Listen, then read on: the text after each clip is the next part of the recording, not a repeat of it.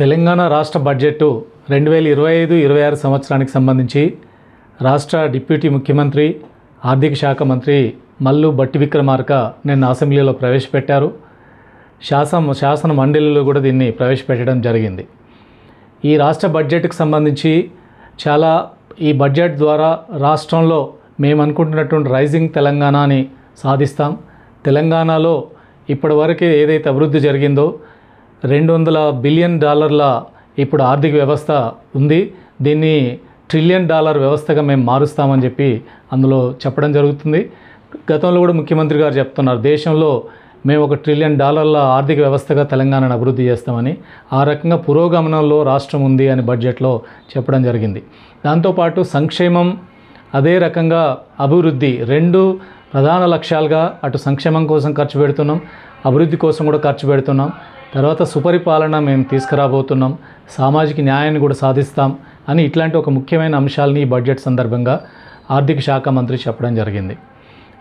ఈ రాష్ట్ర బడ్జెట్కి సంబంధించిన ముఖ్యమైన అంశాలు మనం చూస్తే, ఈ బడ్జెట్లో గత బడ్జెట్ చూసినప్పుడు గత బడ్జెట్లో 2,91,000 బడ్జెట్ 2024-25 బడ్జెట్ ఉంది. ఈరోజు బడ్జెట్ని 3,04,000 కోట్ల బడ్జెట్గా పెంచారు. అయితే గత బడ్జెట్లో 2,91,000 బడ్జెట్ అన్నప్పటికీ కూడా అంత ఆదాయం కానీ అంత ఖర్చు కానీ పెట్టగలిగే పరిస్థితి లేదు. ఇప్పుడు సవరించిన అంచనాల ప్రకారం ఆ బడ్జెట్ని 2,66,000 కోట్లుగా మార్చారు. అంటే బడ్జెట్ గతంలో వేసిన అంచనా తగ్గట్టుగా అమలు జరగలేదు. ఆ స్థాయిలో ఆదాయం లేదు, ఆ స్థాయిలో ఖర్చు కూడా పెట్టినటువంటి పరిస్థితి లేదు. అయితే ఈ ఏడాది దాన్ని పెంచుతాం, గతంలో అంచనా కంటే మించి కూడా ఈసారి మేము చేయగలుగుతాం, 3,04,000 కోట్లకు పెరుగుతుందని చెప్పి అంచనా వేశారు. మరి నిజంగా అంత ఆదాయం వస్తుందా? ఆ వచ్చిన ఆదాయం వస్తే కదా దాని మీద ఖర్చు పెట్టేది. ఇప్పుడు వచ్చిన బడ్జెట్లో 3,04,000 కోట్ల బడ్జెట్లో దాన్ని ఏ శాఖలకు ఎంతంత ఏమిటనేది ఖర్చులు కూడా దాంట్లో సవివరంగా చెప్పారు. దాంట్లో అనేక శాఖలకు న్యాయం చేసినట్టుగా, గతంతో పోలిస్తే అదనంగా కూడా కేటాయింపులు జరిగినట్టుగా మనకు ఆ వివరాలు చూస్తే కనిపిస్తుంది. అయితే ప్రత్యేకంగా ఇప్పుడు ఈ కేటాయింపులకు సంబంధించి చూసినప్పుడు ఏంటంటే, అందులో ముఖ్యమైనది రాష్ట్ర ప్రభుత్వం మేము 6 గ్యారెంటీలు ఇచ్చాము. ఆ 6 గ్యారెంటీల అమలుకు సంబంధించింది, దానికి సంబంధించిన దాంట్లో 56,000 కోట్ల రూపాయలు 6 గ్యారెంటీల కోసం కేటాయించామని. అట్లాగే ముఖ్యమైన స్కీమ్స్ ఏవైతే రాష్ట్రంలో ఇప్పటివరకు కాంగ్రెస్ గవర్నమెంట్ అమలుకు పూనుకుందో, గతంలో కొనసాగుతున్నాయి కానీ ఇప్పుడు మొదలుపెట్టినవి కానీ మరికొన్ని ముఖ్యమైన స్కీమ్స్ని కూడా కలుపుకుంటే దానికి ఒక ముఖ్యమైన స్కీమ్లకు 1,04,000 కోట్లు ఖర్చు పెడుతున్నాం అని చెప్పారు. అంటే టార్గెట్ ఒకవైపు 6 గ్యారెంటీల అమలు కోసం నిధుల కేటాయింపు, రెండో ముఖ్యమైన స్కీముల కోసం కేటాయింపు, రెండో రాష్ట్రంలోని 30 శాఖల వివిధ డిపార్ట్మెంట్లకు సంబంధించిన కేటాయింపులు, ఇవన్నీ చూసినప్పుడు ఒక లక్ష్యం టార్గెటెడ్గా ఆ రకంగా చేసే ప్రయత్నం జరిగింది. కానీ ఇప్పుడు ప్రధానమైన అంశం ఏంటంటే, కాంగ్రెస్ పార్టీ అధికారంలో రాకముందు ఎన్నికల సందర్భంగా అనేక వాగ్దానాలు చేసింది. ఆ వాగ్దానాలకు సంబంధించిన అనేక వాగ్దానాలు ఈరోజుకి అమలు జరగలేదు. ప్రధానంగా ఇవాళ ప్రతిపక్షం విమర్శ కానీ ప్రజలు కూడా ఆశిస్తుంది, మీరు ఎన్నో వాగ్దానాలు చేశారు, ఆ వాగ్దానాల అమలుకు సంబంధించింది ఏం చేశారు అనే విమర్శకు సంబంధించింది ఈ బడ్జెట్లో పూర్తి స్థాయిలో సమాధానం ఇవ్వగలిగే పరిస్థితి లేదు. కానీ వాగ్దానాల అమలు కోసం కొంత ప్రయత్నమే జరిగింది తప్ప వాగ్దానాల అమలుకు సంబంధించింది పూర్తి స్థాయిలో, అంటే వాస్తవికంగా వాగ్దానాలు లేవు. ఇక్కడ ప్రాక్టికల్గా చూస్తేనేమో ఆదాయము, ఖర్చు పెట్టే పరిస్థితి, ఇవన్నీ చాలా లిమిటెడ్గా ఉన్నటువంటి పరిస్థితి మనకు కనపడుతుంది. అందుకని బడ్జెట్లో వాగ్దానాల అమలుకు సంబంధించిన దాన్ని చూసినప్పుడు మాత్రం చాలా వెనుకబడి ఉందని చెప్పుకోవచ్చు. కానీ ఉన్న బడ్జెట్ని వివిధ రంగాలకు, వివిధ తరగతులకు, వివిధ అనుకున్నటువంటి గ్యారెంటీల అమలుకు, స్కీములకు సంబంధించిన అమలుకు సంబంధించిన దాంట్లో ఆ రకమైన ప్రయత్నం, ఒక సమతుల్యత పాటించే ప్రయత్నం జరిగిందనేది మాత్రం చెప్పుకోవచ్చు. అయితే ఇందులో ముఖ్యమైనది ఉద్యోగులకు సంబంధించింది, కార్మికులకు సంబంధించిన దాంట్లో ఉద్యోగులకు PRC వస్తుందా, తర్వాత ఉద్యోగులకు జీతభత్యాలు టైంలీ ఇవ్వగలుగుతారా, ఇప్పటికే లేదా పెన్షనర్లకు పాత బకాయిలు విడుదలకు సంబంధించిన విషయాలలో, ఇట్లాంటి విషయాలలో ప్రభుత్వం ఇప్పటికి తీవ్రమైన విమర్శలు ఉన్నాయి. అందులో ప్రభుత్వం సరైన సక్సెస్ కాలేకపోతుంది. భవిష్యత్తు ఈ బడ్జెట్ ద్వారా కూడా ఆ రకంగా ఉద్యోగులకి, కార్మికులకి న్యాయం జరిగే పరిస్థితి లేదనేది మాత్రం ఇందులో ఈ బడ్జెట్ సందర్భంగా కనపడుతుంది. తర్వాత వాగ్దానాల్లో పింఛన్లు పెంచుతాం, తర్వాత మహిళలకి 2,500 ప్రతి నెల ఇస్తాం, ఇట్లాంటి వాగ్దానాల అమలుకు సంబంధించినవి కూడా ఇందులో ఏమి ఈ బడ్జెట్లో చేయలేకపోయింది. కానీ కొత్త స్కీమ్స్ కొన్ని ప్రవేశపెట్టారు. అందులో రాజీవ్ యువ వికాసం కానీ ఇట్లాంటి స్కీము ఒక 6,000 కోట్లు రాజీవ్ యువ వికాసం కోసం ఇవ్వడం ద్వారా యువకులకి రేపు జూన్ 2వ తేదీ నాడు ఆ రకంగా వాళ్ళకి కావాల్సిన ఆర్థిక సహాయం అందించే గ్రాంట్లు ఇచ్చేటువంటి కొత్త స్కీమ్ని బడ్జెట్ ప్రవేశపెట్టారు. అయితే ఈ బడ్జెట్ అంతా ఈ రకంగా ప్రధాన అంశాలు ఉన్నప్పటికీ ముఖ్యమైనది అసలు ఈ బడ్జెట్ 3,04,000 కోట్ల బడ్జెట్ నిజంగా ఇది ప్రాక్టికల్గా ఉందా, నిజంగా ఆ రకంగా ప్రభుత్వానికి ఇంత ఆదాయం ఎక్కడి నుంచి వస్తుందనేది కూడా మనం తెలుసుకోవాల్సినటువంటి అవసరం ఉంది. ప్రత్యేకంగా 3,04,000 కోట్ల ఆదాయానికి సంబంధించింది ప్రభుత్వం రాష్ట్ర ప్రభుత్వాలకి ప్రధానమైనది రాష్ట్ర ప్రభుత్వం తన సొంతంగా నిధులు సంపాదించుకోవాలి. దానికి సంబంధించిన దాంట్లో ఈ 3,04,000 కోట్లలో 1,45,000 కోట్లు రాష్ట్ర ఆదాయం, రాష్ట్రం పన్నుల ద్వారా వస్తున్న ఆదాయం 1,45,000 కోట్లు వస్తుందని అంచనా వేశారు. ఈ 1,45,000 కోట్ల ఆదాయము ఎక్కడెక్కడి నుంచి వస్తుంది అని మనం చూసినప్పుడు ప్రధానమైనది 1,04,000 కోట్లకు సంబంధించిన దాంట్లో రాష్ట్ర ప్రభుత్వానికి సంబంధించి ల్యాండ్ రెవెన్యూ ద్వారా కొంత ఆదాయం, చాలా కొద్దిపాక ఆదాయమే. కానీ సేల్స్ ట్యాక్స్ కానీ ఎస్జిఎస్టీ కానీ ఈ రకంగా వచ్చే ఆదాయం దాదాపు 88,000 కోట్ల ఆదాయం ఈ ట్యాక్సెస్ ద్వారా వస్తుంది. ప్రధానమైనది మరొకటి ఎక్సైజ్ సంబంధించింది, అంటే వైన్స్, సారాలు, తర్వాత వీటికి సంబంధించిన మద్యం మీద వచ్చే ఆదాయం గతంలో 20,000 కోట్లు ఉంటే ఇప్పుడు 27,000 కోట్ల వరకు వస్తుందని అంచనా వేశారు. అంటే మొదటి ఆదాయము వివిధ సేల్స్ ట్యాక్స్ ద్వారా వచ్చే ఆదాయం అయితే రెండో ఆదాయం ప్రధానమైన ఎక్సైజ్ సంబంధించిన ఆదాయం. ఇవి దీంతోపాటు సెంట్రల్ గవర్నమెంట్ నుంచి మనకి రావాల్సిన నిధులకు సంబంధించి సెంట్రల్ గవర్నమెంట్ మనం చెల్లించే పన్నుల్లో దాంట్లో మనకు వాటా వస్తుంది. ఆ వాటాకు సంబంధించి 29,000 కోట్లు వస్తాయని ఒక అంచనా. తర్వాత సెంట్రల్ గవర్నమెంట్ నుంచి వివిధ స్కీముల కింద వచ్చే నిధులు ఇవి ఒకవైపు సెంట్రల్ గవర్నమెంట్ నుంచి వచ్చాయి. రాష్ట్ర ప్రభుత్వం పన్నులతో పాటు పన్నేతర ఆదాయం కూడా ప్రభుత్వం ఆశిస్తుంది. ఈ పన్నేతర ఆదాయం ఎక్కడి నుంచి వస్తుంది? ఈ పన్నేతర ఆదాయానికి సంబంధించింది కూడా దాదాపుగా 31,000 కోట్లు వస్తాయని అంచనా వేస్తున్నారు. ఈ 31,000 కోట్లు ఎక్కడి నుంచి వస్తాయి?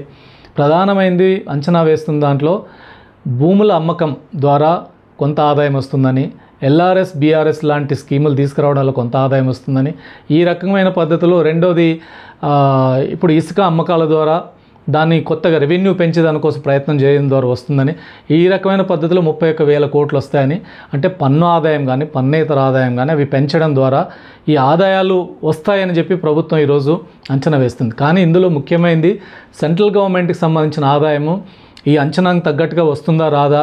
వాస్తవంగా సెంట్రల్ గవర్నమెంట్ ఇప్పటికే రాష్ట్రాలకు ఇచ్చే పన్నుల వాటాని తగ్గిస్తూ వస్తుంది. ప్రధానంగా సెంట్రల్ గవర్నమెంటు పన్నుల వాటాలు ఇవ్వకుండా వాళ్ళు సర్ఛార్జీలు, ఇతర యూజర్ ఛార్జీల పేరుతో ఇతర ఛార్జీలు వసూలు చేస్తున్నారు. కానీ పన్నుల పేరుతో చేస్తే అది స్టేట్కి కూడా రాష్ట్రాలకు కూడా వాటా ఇవ్వాల్సి వస్తుందని, పన్నులు కాకుండా ఇతర రూపాల్లో వసూలు చేసుకుంటూ రాష్ట్రాలకు రావాల్సిన నిధులు తగ్గుతున్నాయి. అందుకని ఈరోజు అన్ని రాష్ట్రాలు కూడా ప్రభుత్వానికి, కేంద్రాన్ని మాకు ఇచ్చే నిధుల వాటాలు కేంద్రం నుంచి వచ్చే ఆ వాటా 41% పడిపోయింది, కనీసం ఇది 50% పెంచాలని, ఆ రకంగా కేంద్రం నుంచి సఫిషియెంట్గా నిధులు వస్తే మనకు బడ్జెట్కి అనుకున్న లక్ష్యాలు కొంతమేర నెరవేరడానికి అవకాశం ఉంటుంది. రెండవది దేశ జీడిపి గ్రోత్ రేట్తో చూసినప్పుడు రాష్ట్రం యొక్క జిఎస్డిపి గ్రోత్ రేటు కొంత ఎక్కువగా ఉంది. తలసరి ఆదాయం కూడా తెలంగాణ ఎక్కువ ఉంది. మరి ఆ రకంగా ఆదాయం పెంచి అభివృద్ధిలో ముందున్న రాష్ట్రాలకి ప్రోత్సాహంగా అధికంగా నిధులు ఇవ్వాల్సింది పోయి కేంద్రం నుంచి ప్రతి ఏటా ఆ రకంగా వాటా తగ్గించుకుంటూ కేంద్రం దగ్గరే ఎక్కువ నిధులు పెట్టుకున్నటువంటి పరిస్థితి ఈరోజు మనకు కనబడుతుంది. అందుకని దీని కారణంగా రాష్ట్ర ప్రభుత్వాలు చాలా ఇబ్బందికరమైన పరిస్థితి మనకు కనపడుతుంది. అందుకని రాష్ట్రానికి వచ్చే ఆదాయంలో పన్ను ఆదాయము, పన్నేతర ఆదాయము, కేంద్ర ప్రభుత్వం నుంచి వచ్చే వాటాలతో పాటు ప్రధానంగా ఈ 3,44,000 కోట్ల ఆదాయానికి సంబంధించి రాష్ట్ర ప్రభుత్వం ఈ రాబోయే ఏడాది 69,000 కోట్ల రూపాయలు మళ్ళీ అప్పు తీసుకురావాలి అని దాంట్లో బడ్జెట్లు 69,000 కోట్ల అప్పు వస్తే ఈ 3,04,000 బడ్జెట్లో అది కూడా ఒక అంశం అవుతుంది. అంటే అప్పు తీసుకురాక తప్పని పరిస్థితి ఈరోజు మనకు కనపడుతుంది. ఇప్పుడు రాష్ట్రంలో ఇప్పుడు ఉన్నటువంటి అప్పు 7,38,000 కోట్లు.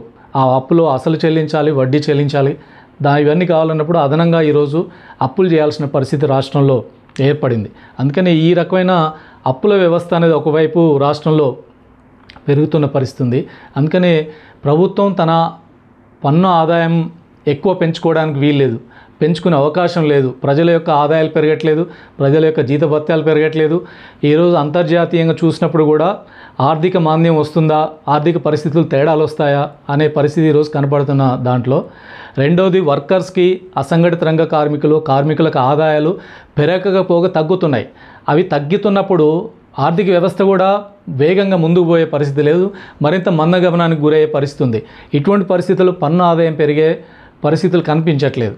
కాబట్టి ఉన్నంతలో ప్రభుత్వం ఎఫిషియెంట్గా నడపడం, ఎఫిషియెంట్గా పన్నులు వసూలు చేయడం, అనుకున్న ఇప్పుడున్నటువంటి వాటిలో ఎక్కడ ఎగవేతలు లేకుండా చూసుకోవడం, ఆ రకంగా రాష్ట్ర ఆదాయాన్ని, ఉన్న వనరులను సక్రమంగా వినియోగించుకోవడం, అవినీతిని అరికట్టడం ద్వారా సరైన మంచి పరిపాలన వ్యవస్థలను సక్రమంగా పనిచేయించడం ద్వారా ఆదాయాన్ని పెంచుకోవడం ఒకవైపు, దాన్ని దుర్వినియోగం కాకుండా సక్రమంగా వినియోగించుకుని చేయాలి. సెంట్రల్ గవర్నమెంట్ నుంచి ఎక్కువ ఆ నిధుల కోసం అవసరమైనటువంటి పద్ధతులు ఒత్తిడి తీసుకురావడంలో ఆ నిధుల్ని పెంచుకోవాల్సినటువంటి అవసరం ఉంది. ఈ రకమైన పద్ధతులు చేయాలి. ప్రధానమైన ఈరోజు వచ్చిన ఆదాయంలోంచి ఖర్చు విషయాలకు వచ్చినప్పుడు కూడా ప్రధానంగా సామాజిక న్యాయం, అన్ని తరగతుల అభివృద్ధి, దానికి అనుకున్న ఈరోజు బడ్జెట్లు ఇవ్వడమే కాదు, బడ్జెట్లో సరైన ఖర్చు కూడా జరగాల్సినటువంటి ఈ నిధులన్నీ కూడా ఆ రకంగా అనుకున్న పద్ధతిలో జరగాల్సిన అవసరం ఉంది. ఈరోజు గ్రేటర్ హైదరాబాద్ విషయానికి వస్తే, గ్రేటర్ హైదరాబాద్కి ఈ ఏడాది కూడా నిధులు సంఖ్య పెరిగింది, నిధులు మొత్తం పెంచారు కేటాయింపులు. గత 10 ఏళ్ల కాలంలో బీఆర్ఎస్ గవర్నమెంట్లో హైదరాబాద్కి సంబంధించిన నిధుల కేటాయింపులు దాదాపుగా అతి దారుణంగా ఉన్నటువంటి పరిస్థితి. మేము అనేక సందర్భాల్లో నిధుల గురించి, గ్రేటర్ హైదరాబాద్ గురించి చాలా సందర్భాలు దీని మీద ఘర్షణ పడ్డాం. కానీ కాంగ్రెస్ గవర్నమెంట్ వచ్చిన తర్వాత హైదరాబాద్కి నిధులు పెరిగినాయి. ఈరోజు ఫ్యూచర్ సిటీ కోసం కొన్ని నిధులు కేటాయించారు, జిహెచ్ఎంసీకి నిధులు కొంత కేటాయించారు, వాటర్ బోర్డు కానీ, హెచ్ఎండిఏ, మెట్రో రైల్, రకరకాల ప్రాజెక్టులకు వచ్చాయి. హైదరాబాద్ సిటీ డెవలప్మెంట్కి సంబంధించి దాదాపు 3,000 కోట్ల రూపాయల కేటాయింపులు ఉన్నాయి. మరి దీంట్లో కూడా హైదరాబాద్ సిటీ డెవలప్మెంట్ అంటే హైదరాబాద్ సిటీలో ఉన్న పేదలు నివసించే ప్రాంతాలు, మురికివాడల ప్రాంతాలు, వాటి కోసం ఖర్చు చేయాలి. దానికి తగ్గట్టుగా టార్గెటెడ్గా దానికోసం ఖర్చు పెట్టాలి. లేదంటే ఉన్నతులు, సంపన్నులు ఉండే ప్రాంతాలు, అట్లాంటి వాటి మీదనే ఎక్కువ ఖర్చు పెట్టి పేదలు నివసించే ప్రాంతాలు నెగ్లెక్ట్ అయ్యే పరిస్థితి కూడా ఉంటుంది.